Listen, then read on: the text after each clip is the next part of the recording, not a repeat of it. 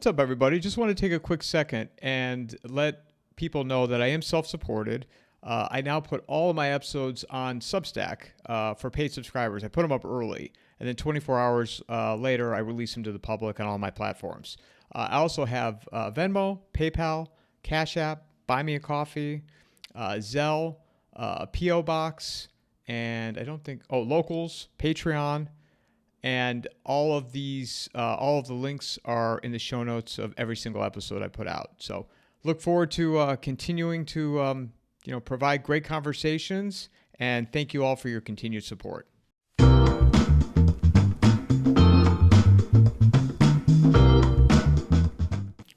Catherine, let me start off by saying it's great to meet you.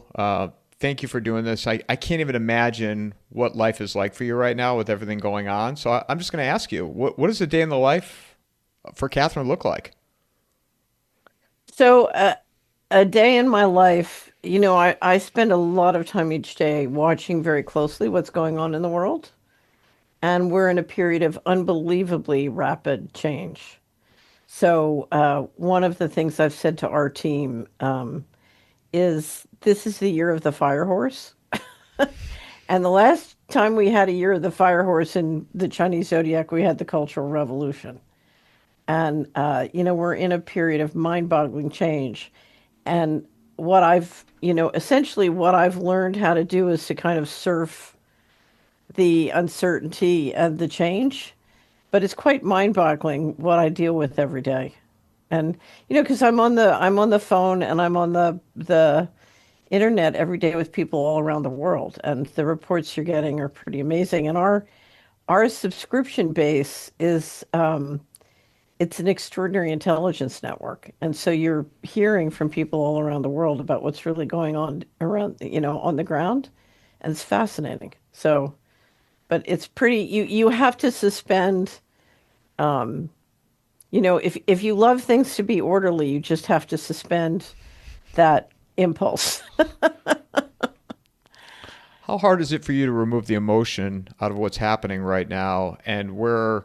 Because I've watched some of your other interviews of where you think this is going, and is it hard to remove the emotion watching it?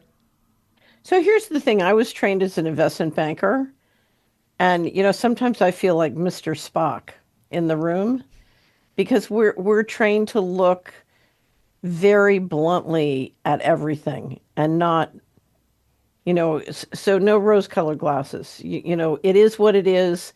And in the investment world, the faster you face reality, the better off you are, right? And so, a lot of times I feel like the Mr. Spock in the room. But that's always, that's been a characteristic that served me well. And I find a lot of the people who want to maintain a high level of emotion, it distracts from looking directly and hard at what's really going on, number one, but it's also exhausting. You just burn up a huge amount of energy. Although some it can be fun. Once in a while, one of my allies will do an incredible rant and I'll just love it. So, but that's not me. I'm very focused on trying to see around the corner. Imagine if more people in the world took that approach, we'd probably be in a much better position, I think. This episode is brought to you by McIlvaney Financial Group. Their advisors bring a depth of knowledge and experience that allow them to serve their clientele with care, ensuring their financial needs are met now and in the future. Personally, I'm not saying cash is worthless, but you can see what's happening. It's worth less every year. Gold is the opposite. Click on the promo link in the show notes or go to www.mcilvaney.com/coffee and a mic. I don't know. I try and always look at things from Mr. Global's point of view, because then I can see much more clearly what is happening and why. And sometimes I'll get a subscriber who'll say, well, you know, how can you be nice about Mr. I'll say Mr. Global is good at doing something operationally. And they'll say, you have to say he's a terrible person and bad and this, and I'm like, no, no, that's not dealing with reality. So, I just think there's a quote we keep using from Steve Bartlett, where he said, if you don't face a difficult reality, you're buying into a difficult future.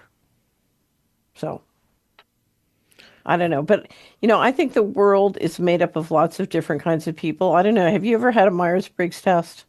No. Okay, so when I found one of the tools that most helped me in business was Myers-Briggs or other tests like this. And what they do is they describe the patterns that people use to process information and solve problems. So it's almost like the protocols you use. And what I found with Myers-Briggs is if in a business I had a very balanced team of different profiles, we would get the best result.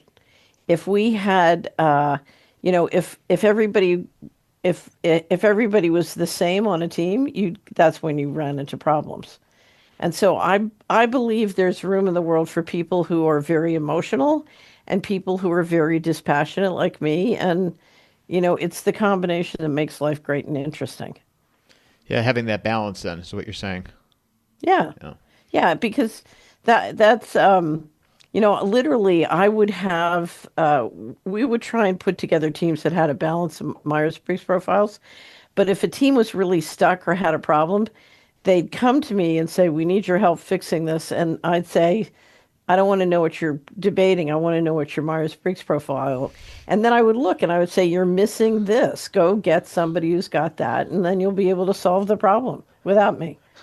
And it always worked. The other thing that I found, and I've written some about this at Solari, was that men and women, a team that was balanced in terms of men and women was many more times effective.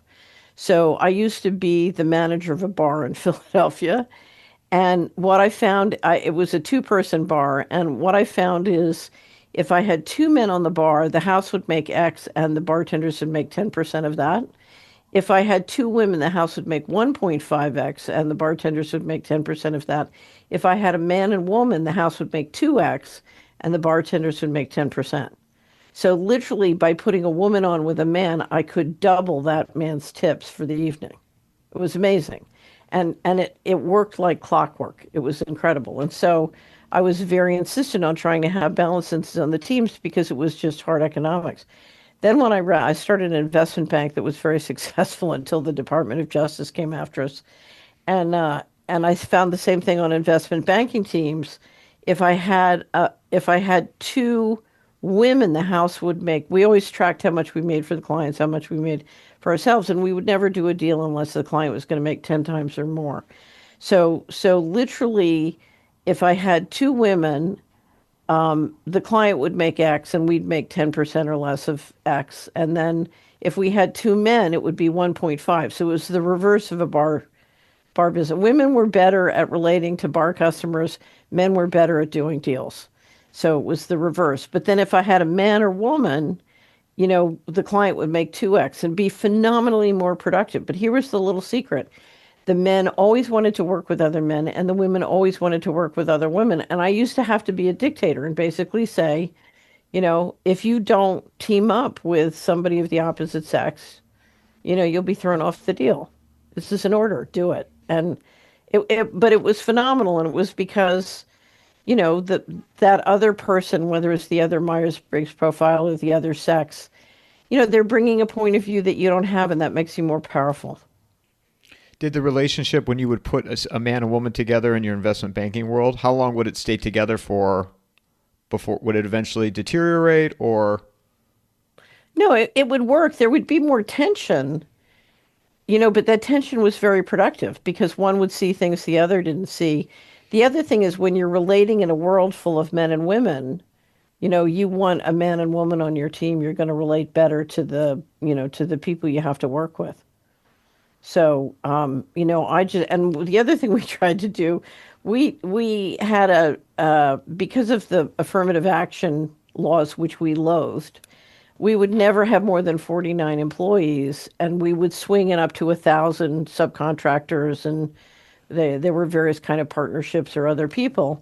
And but within that 49 group, we had a list of 25 technical specialties, and 25 cultures that we wanted represented by that 49 people. So, somebody would come in and say, "Oh, this guy's perfect. He's got telecommunications and IT, but he's got a real estate background and his mother is Bulgarian. He's like a forfer." And what we found was, given what we were doing, you end up with this rich ecosystem of different intelligence networks, represented by people in the company. And what you discover is globally you can get to anybody anywhere, because you have that rich ecosystem. So we loved it. And we were trying to build the highest learning metabolism possible. And we found that kind of culture, if you did it right, just brought about a fabulous learning culture. Isn't it amazing how like all the steps you've taken to get to where you're at now, like the building block, and like that system like that you just described, where it's at, where The you're at now? the big step I took to get where I was going was saying no. No. It was in 1998 I was offered a chance to settle by the Department of Justice, and I said no, I'm going to fight. It was like the world's biggest no, because that was it. I was out forever, right? I was thrown out of the establishment forever. And that was a very big no. And it turns out, you know, uh, there's a there's a line from scripture I love: all things work together for the good who love the Lord and are called. And during that period, I used to always practice this thing about, let's pretend this thing that just happened, that is clearly the worst thing ever that ever happened in my life, turns out to be the best thing that ever happened in my life. And I have to tell you, getting kicked out of the establishment was the best thing that ever happened to me in my life. It did not feel that way at the time, I can assure you. You have no idea what it's like to have a Rolodex of the 5,000 most important people in the world, and suddenly not one of them wants to talk to you or will recognize you on the street or take your phone call. You're like out. How long did it take you to come out of that, where you were, to realize this was the best thing that could have happened to me? Um, I started to realize that one day I was talking to somebody who is very wise about these things. And I had gone back and I had said, look, if you just took, my net worth at that point, and instead of doing what I'm doing, trying to, argue for freedom, and do what I've done, if I had just invested in what I thought was going to go up, I just tried to make money by investing my own money, I would be worth 40 million plus today. And that was just looking at stocks. It wasn't looking at other assets. So I do a lot with precious metals. But anyway, and they said, yeah, but you'd be dead. And I said, what are you talking about? And they said, you would have kept going to the doctors and you would have listened to them and you would have trusted them and you would have done what they said and you'd be dead. And I realized, oh, they're right, you know. And it was funny because when I got booted out of the establishment, it was so ugly the way it happened and so loud in the way that it happened. All these worlds open up to me of sort of, there are all these worlds at not at a sophisticated or wealthy level of society, but sort of grassroots and in the trenches, full of all sorts of secret knowledge, and those doors open up to you, and that's how you start to learn about why you shouldn't do what the doctors tell you to do and what you should do and all that kind of stuff. So it's like this whole new world opened up. It's quite remarkable. See, when the establishment, when you were in it and where it's at today, how would you describe the level of change? So what was happening, and you saw it on Wall Street. I have an online book called Dylan Reed and the Aristocracy of Stock Profits. It's online, and I've never put it in hard copy because every time I try, it gets sabotaged or people get threatened. So I've just left it online, and it requires a lot of links and documentation. So it kind of works well in a digital form. But what I describe is how the dirty money was sort of rolling up and taking over Wall Street during the 80s, and we could feel essentially the push for central control. And once you put Bush in the vice president's office, in the beginning of the 80s, and then you have a real push for centralizing control of the economy and politics. And of course, using digital technology to do that. So when I came out of the Bush administration in 91, I literally said to somebody, they're going to use this technology to control and kill us all. And so I'm going to come up with a better plan. And that was the interesting thing was I when I left and I started the investment bank, my plan was to find that better plan. And I thought I had establishment support to do that. I never thought that what I was doing would cause the kind of trouble that it caused. So, And they abandoned you. People abandoned you at that point. no, no, the Department of Justice Oh, targeted me, and I suspect because there was so much covert operation targeting. I mean, there's a lot of sabotage, a lot of, negative media, a lot of, we were getting followed. I would have house guests who were followed and say, if you stay with her, we'll target you too. Or I had one of my family members bought some farmland for me. The FBI showed up at his door with a HUD IG at 9 o'clock at night with a subpoena. So they would make it clear to anybody around you that they try and isolate you and get your family and friends to drop you completely.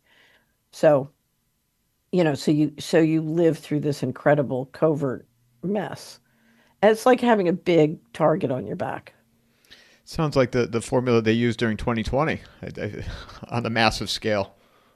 um in some ways, in some respects it was, but one of the things he discovered is that we are very powerful, and they want anything I can do to isolate you and cut you off from the field, from your community, weakens you. And most people cannot survive periods of extraordinary, operating alone. And so, what you have to do to be able to do what I did is you have to have the training and the ability to function completely alone and to be considered a pariah. What are they? An untouchable.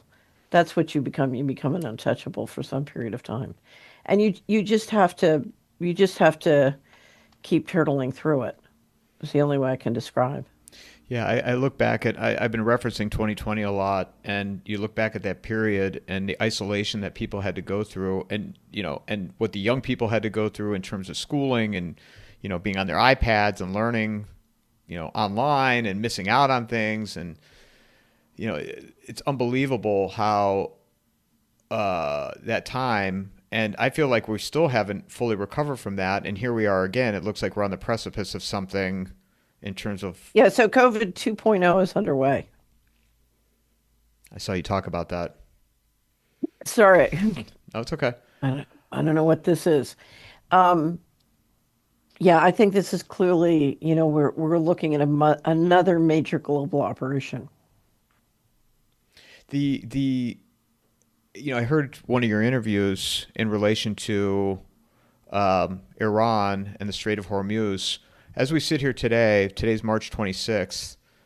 Where do you see this at now in terms of? Well, look, before you answer that, let me back up a second, because yesterday I want to get your thoughts on President Trump appointing Mark Zuckerberg, Jensen Huang, and Larry Ellison on a board of science and technology advisors.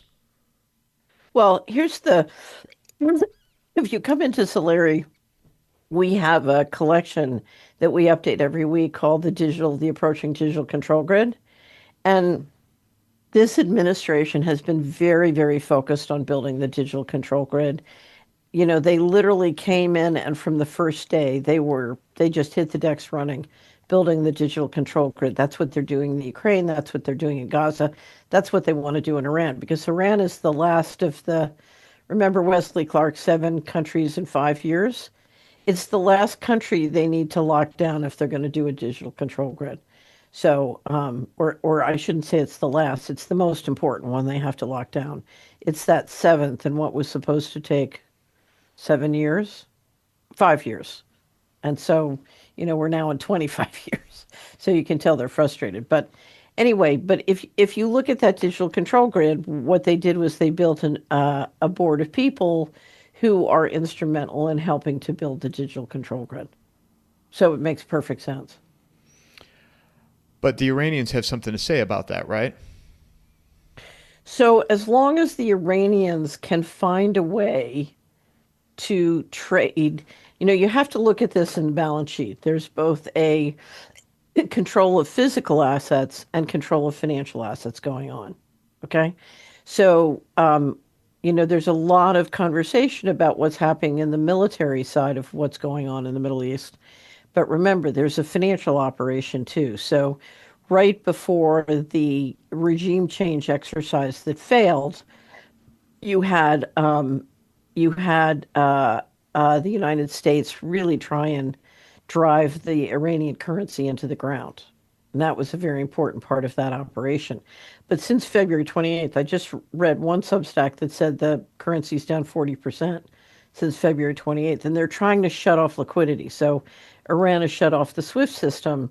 One of the reasons I suspect they're taking yuan to transit the Hormuz is the Chinese are allowing them a way to trade, and to get financial liquidity by getting and using the yuan. Okay. But what they're trying to do is shut off their flow of energy, which is bringing in revenues, and they're exporting, or it's running their control grid, and then shutting off their financial liquidity. And it's a drain game.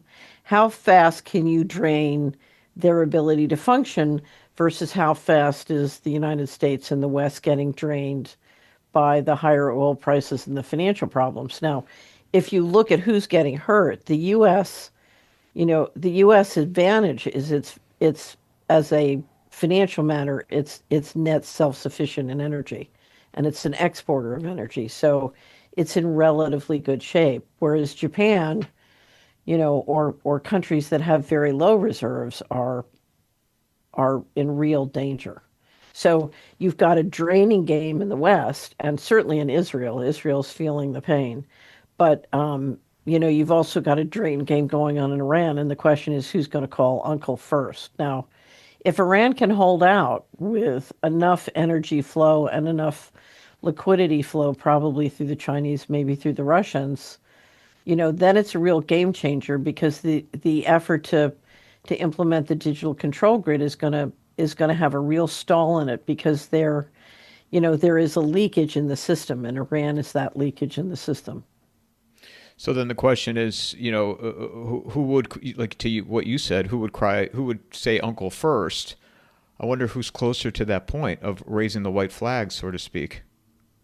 I have no idea. I don't think we know. Um, if I was leading Iran, there's no way I would ever say uncle. Whatever loss I had to take, this is a win-lose situation. And what you're talking is about is a 1,000-plus-year-old, society and culture agreeing to total extinction and slavery. So, the Iranians are very smart. They have, if you look at the World Review, they and the Chinese have the highest IQ, the 107. So I think the Iranians, when the Iranian foreign minister said, we've been planning to deal with this war for 40 years now. And they are playing an asymmetrical war. So I think the question is, can they keep enough trade and financial liquidity going to keep, to stay in survival mode? And that, hence the Iranian toll booth that they set up. Yeah. Yeah. So they're basically they're getting currency as a result of allowing some boats to go through. Now, here's the question. If you look at just the mathematics of what it takes to saturate bomb Israel versus saturate bomb Iran, Iran is a huge country, and it's very mountainous in many sections. I mean, look at it, at the topography of Iran. Look at a map that has the topography. So, it depends on what their stockpile of missiles are, but I think they are capable of huge damage to Iran. I mean, to Israel. And so I doubt the Israelis have ever had to, take that level of, certainly in recent history. So I don't know who's going to say uncle first. I really don't. Now, what's interesting is the last headline I saw, and I didn't look right before I came on, was that the Iranians said that they would negotiate with Vance. They would not negotiate with Witkoff and Kushner, Because if you look at what Kushner and Witkoff have been doing, in Moscow, in Ukraine, in Gaza, they're very much at the forefront of implementing the digital control grid. So I think it's very interesting. The Iranians said, no, we will only negotiate with Vance. How would they even trust anybody from this administration at this point? I don't think you can.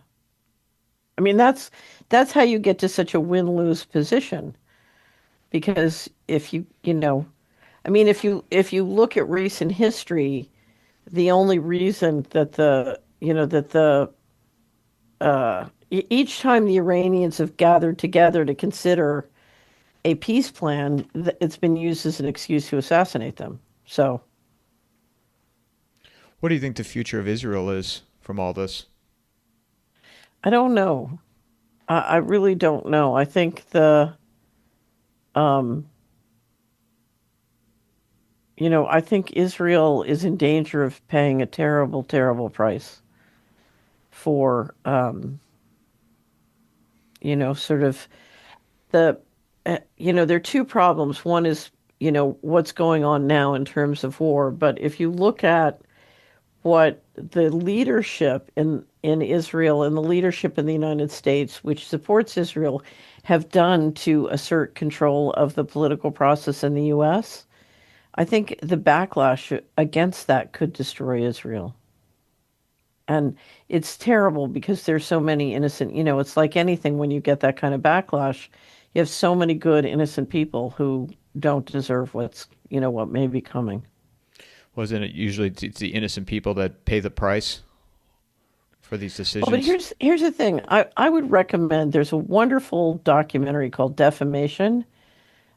We had it as the documentary of the year on the Solari Report. And if you go to Solari, you can do a search and watch it. And it's by, an unbelievably talented, wonderful, gifted Israeli filmmaker. And he decided to go on a journey. He starts off and he says, what is this anti-Semitism thing? I don't know. I've grown up in Israel. I've never experienced it. I don't know what it is. And so I'm going to go on a journey and make a documentary about what it is and tell you what I find. And one of the things he shows you, and he does it in such a brilliant, wonderful, warm, loving way, is how you have a group of essentially organized crime and dirty politicians who use this game to, they take the Jewish people and they use them as a shield. And they use them as a shield to protect them from the ramifications of all their criminality. Okay. And so, what you realize is you have a lot of people who are getting used. And it's a very ugly picture. And it's really funny. Woody Guthrie had a wonderful, I'm trying to remember the exact quote. I'm going to see if I can get it for you because I love this quote. Um, Let me get it. Do you ever listen to Woody Guthrie songs? I don't know if no, I'm not familiar. Yeah. You're too young. Okay. As through the world I've wandered, I've seen lots of funny men. Some will rob you with a gun and some with a fountain pen. Can you say that one more time? As through this world I've wandered, I've seen lots of funny men. Some will rob you with a gun and some with a fountain pen. We call them desk killers. Yeah. So defamation is about, a bunch of the world's worst desk killers. Right. Yeah, and I have to go listen to that song after we're done. What is Russia's role in all this then, Catherine? So that's, Russia's always been an enigma, but if you look at Russia, Russia is the land bridge. It goes all the way from Europe all the way to, the Pacific, and all the way to 50 miles from Alaska, right? So it's got 11, I think 11 time zones. It drive me crazy. And and Russia went through a very, very difficult period in when the wall came down because it was really targeted and stripped by the United States. And part of that was Western investment interests trying to pick up a lot of oil and gas and resources cheap. And what's interesting is the US intelligence agencies and the people who were doing it never quite let Russia implode completely because they were worried. You know, they didn't want the Russian mafia getting a hold of the nuclear arsenal, right? So they kept some semblance of government. And I don't think they expected the government to come back as fast as it had. And so for many years, the Ukraine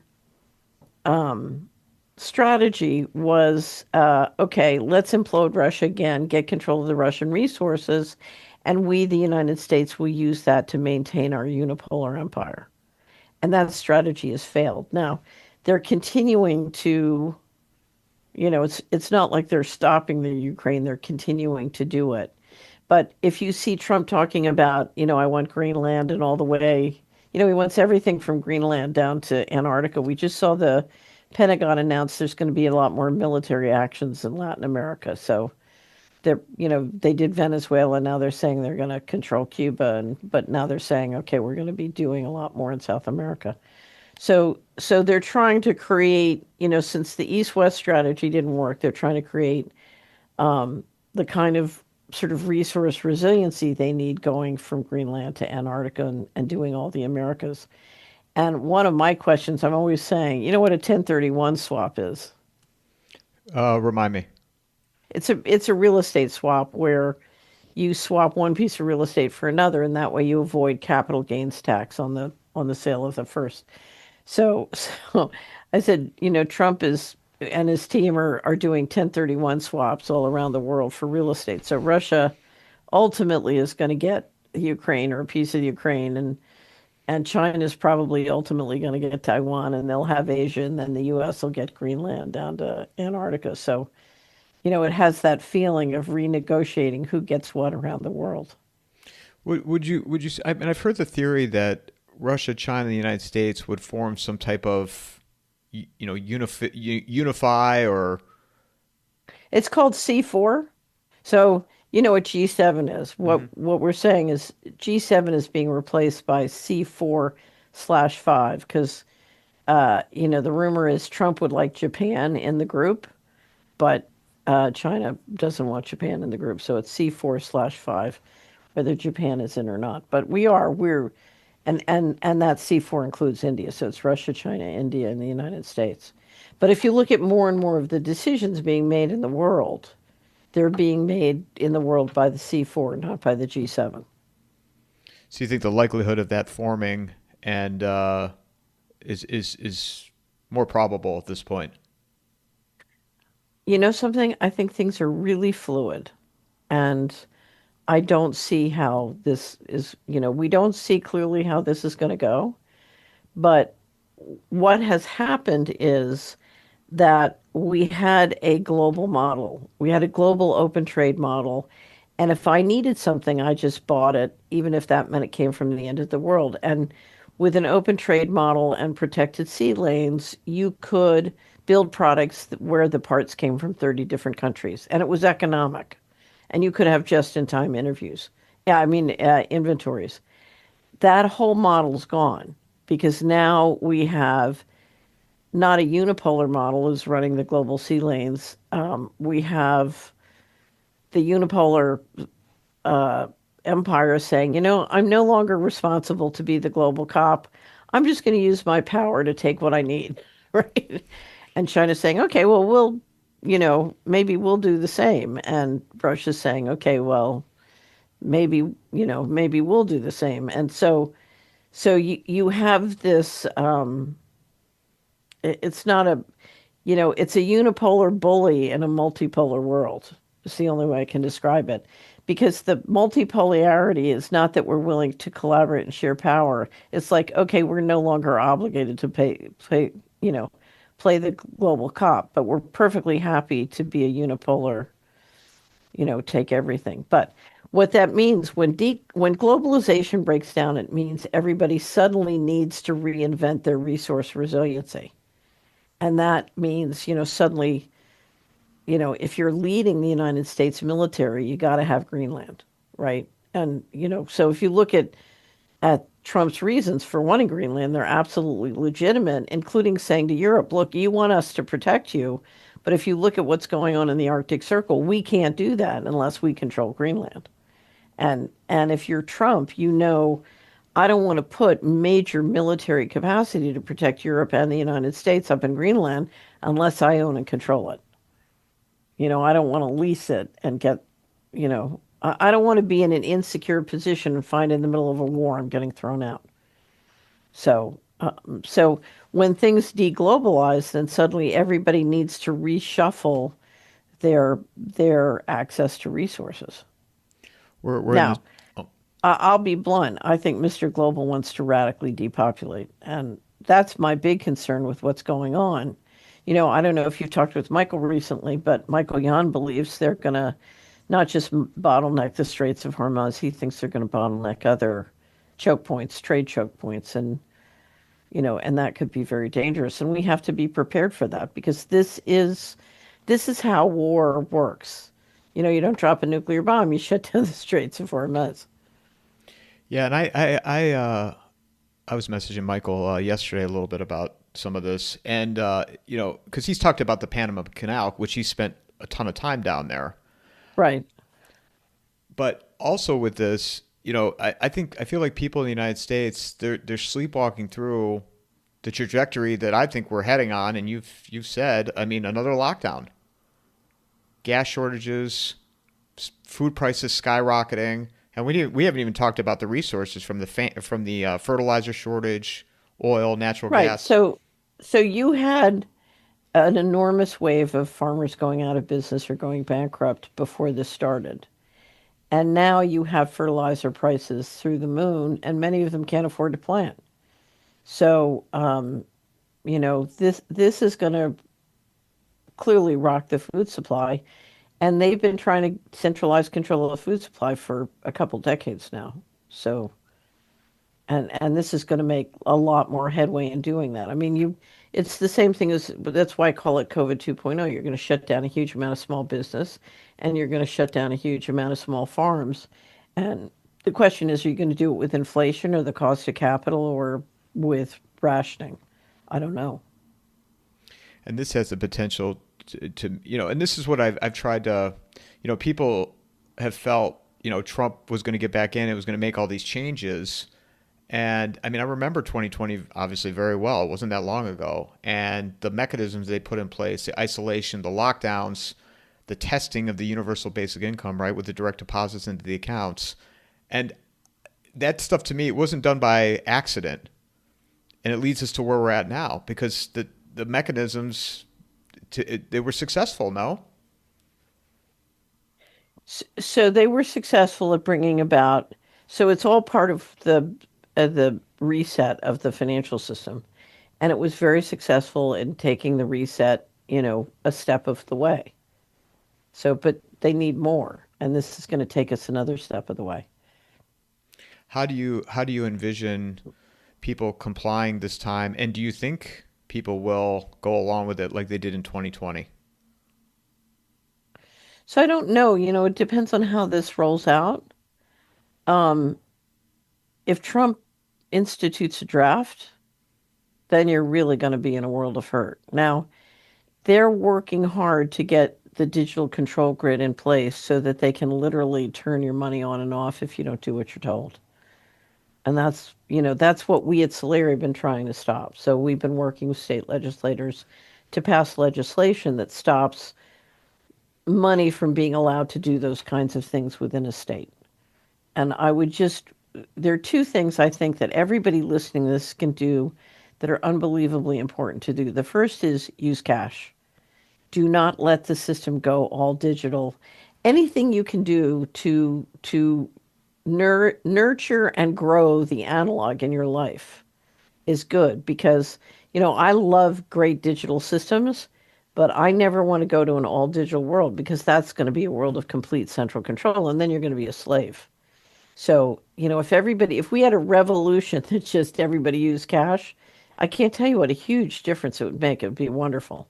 So use cash. The second thing is your state legislators, if you're in the United States, have the power to put guardrails up so that digital tokens and stablecoins can't be used to be an even more evil, vicious form of CBDC than CBDC.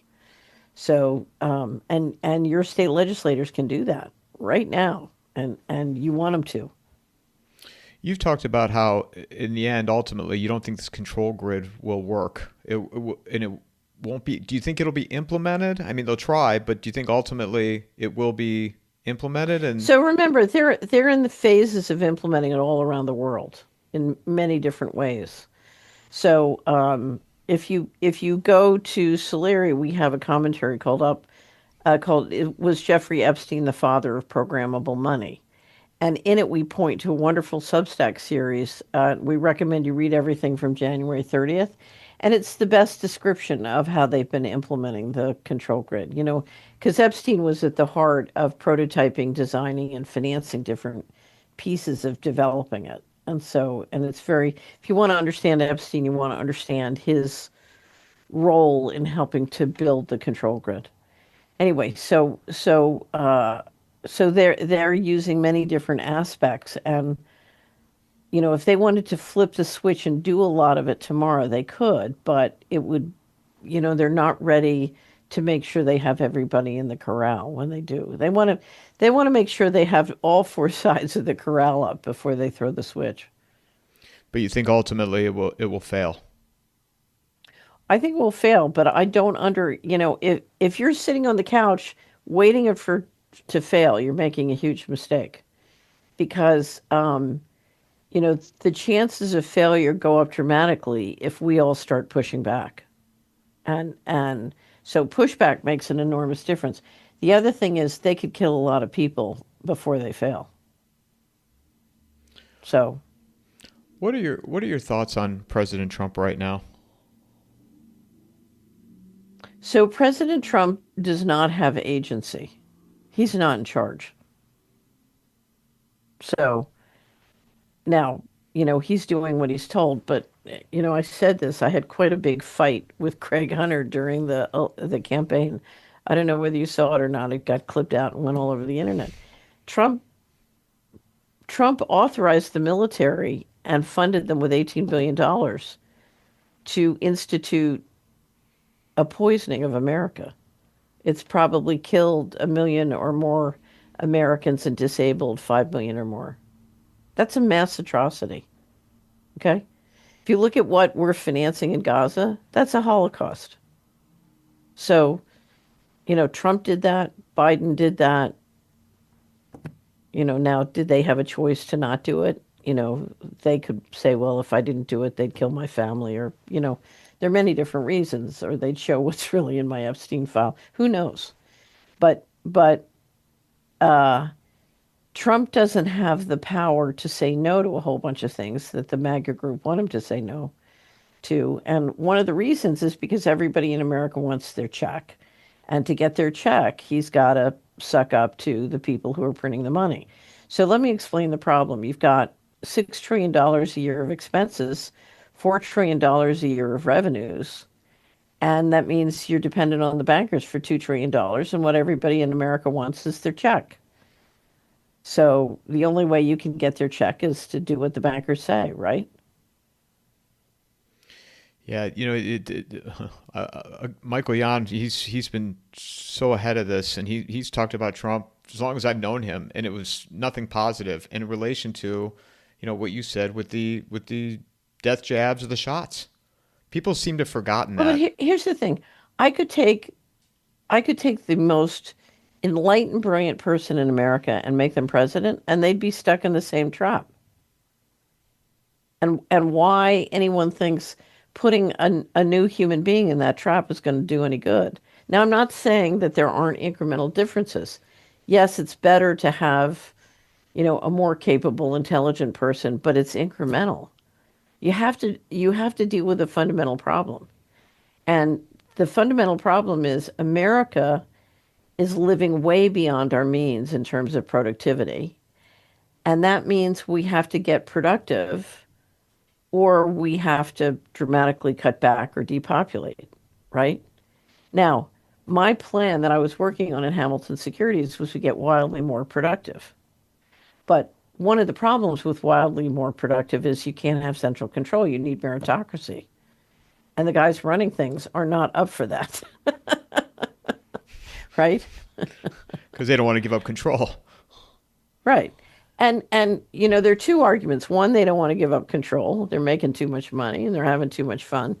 But the other is they don't trust the general population to think strategically and do proper risk management. They don't trust, and the more they dumb the population down with their poisoning, of course, the worse it gets.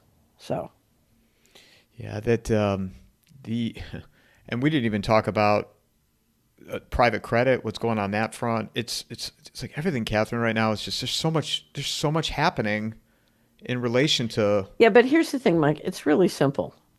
Okay. So in 1998, when I left Washington, I said it very clearly. We have a negative return on investment economy.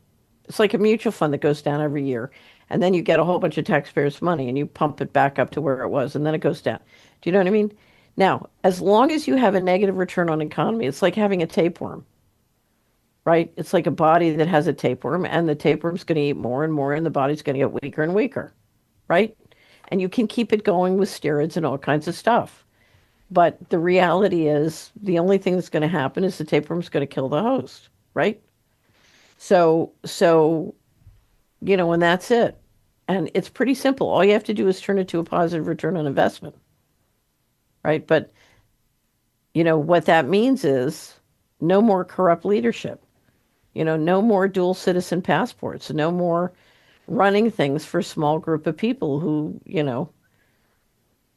live in a few enclaves around the world. Yeah, how do you see? Let's play Clue for a second, Catherine, because I know I have a limited amount of time with you. Where do you see the United States by the end of the year? It depends on how long this war goes on for. So I have no idea how long it's going to go on for, but if it goes on for a long time, uh, you're going to see a country that's being ravaged by inflation. So you're going to have the cost of goods go up, and you're going to have the cost of capital go up, and it's going to squeeze everybody. And either you start building a lot of local resilience and community fast, or you're gonna be in a world of hurt.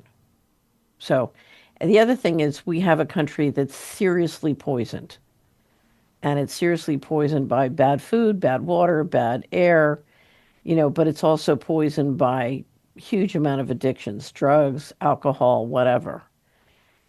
As a society, we can't afford that. So you're going to have to come clean. We have a great book at Solari, Come into Solari, and it's called Coming Clean, and it's about how to get the bad guys out of your head, out of your house, out of your life. Just come clean. And the more you come clean, the less you feed the tapeworm, then the less powerful the tapeworm gets. We're if you look at who's building the control grid, we're going to work in building the control grid. If you look at our 401ks, we're financing the control grid. If you look at whose media we're watching, we're supporting the control grid. We can stop.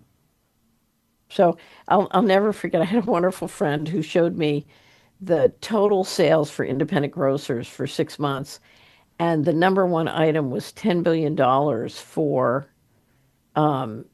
carbonated drinks. And then it was like $2 billion for fresh fruits and vegetables. And I thought, look, if we just all took the money we're spending on the lottery, on online gambling, on drugs, on alcohol, and we spent that money on rebuilding the country, not a problem. And that's not Mr. Global making us do it. We're doing it. So. Yeah, there's people that feel like there's nothing they can do, and just what you just pointed out, it's the little things like that you control your own local sphere and make the impact. And you touched on the gambling because I was, you said addictions, and I was sitting next to a guy waiting for some friends to have lunch, and this guy was watching an NBA game, and I overheard him talking about all these prop bets he had, and he put it on his phone, and I just am thinking to myself, I'm like, I remember growing up and you can only gamble in Nevada and New Jersey. as a kid. It's a control tool. The way you kill a group of people is you don't say how are we going to kill these people. You say how are we going to make money killing these people, right? And that's what you do. You use gambling, you use porn. The big one, the big obstacle everybody's facing is neurowarfare warfare because the way I get you addicted to all those things online is I'm using entrainment technology and subliminal programming and military grade neurowarfare warfare to get you hooked. The other thing that you said, I've heard you say in other interviews, which I want to ask you about, is Bitcoin and how the design of Bitcoin was a distraction, right? If I'm saying it wrong, correct me. But So Bitcoin, yeah, so Bitcoin was a prototype to figure out how to do programmable money and build a control grid. And it's interesting because, Epstein really was the father. He did a lot of the financing for the Rothschild network to get the prototypes going. So I just did another interview. There's a wonderful book on Bitcoin called Hijacking Bitcoin by Roger Ver and Steve Patterson. And I just did another great interview with Steve Patterson and Aaron Day on the Solera Report about the reinvention of the financial markets. And, we haven't talked about what's coming, but it's a tsunami of, Bitcoin's nothing. If you look at what the plans are underway for stablecoins and digital tokens, it's going to be worse than derivatives, really. It's unbelievable what they're planning. Yeah, Aaron, I've had on here a few times, and actually I got to message him to for him to come back on next week, and he blows my. I mean, I don't know anything about anything, Catherine, and I talk to him, and it's like, wow, but like I consider myself a regular person. Most people, they have no idea about any of this stuff. So anything, just use cash. Get everybody using cash, okay? And the I would check out Coming Clean on the Solera Report. You can download the PDF or you can buy a copy. And it's all about, think of this as like a detox. If you had a tapeworm, what you need to do is you need to detox the tapeworm. So detox the tapeworm out of your life in a way that makes you more powerful and weakens the tapeworm. That's it. And it's one person at a time. In America, there are 340 million people now, depending on whose count you believe. And, if 10% of us just did this, there'd be a revolution. And it's not even that high of a percentage, right? I mean, you don't need a lot of people. You don't need a lot of people. You need 10% people showing, and as they get stronger and more powerful by doing it, others see it. And they say, wait, they're having more fun than I am. Maybe I ought to get the tapeworm out of my life, too. That's what happened to me.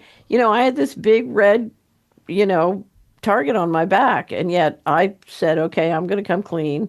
And I'm leaving the establishment because their plan won't work. I think this is all a failure. I want nothing to do with it. I'm going off the wilderness and I'm going to see who I can find and what we can get done together. And I have to tell you, I have the most wonderful life. I travel around the world simply hanging out with, living with, associating with the most wonderful people in the world.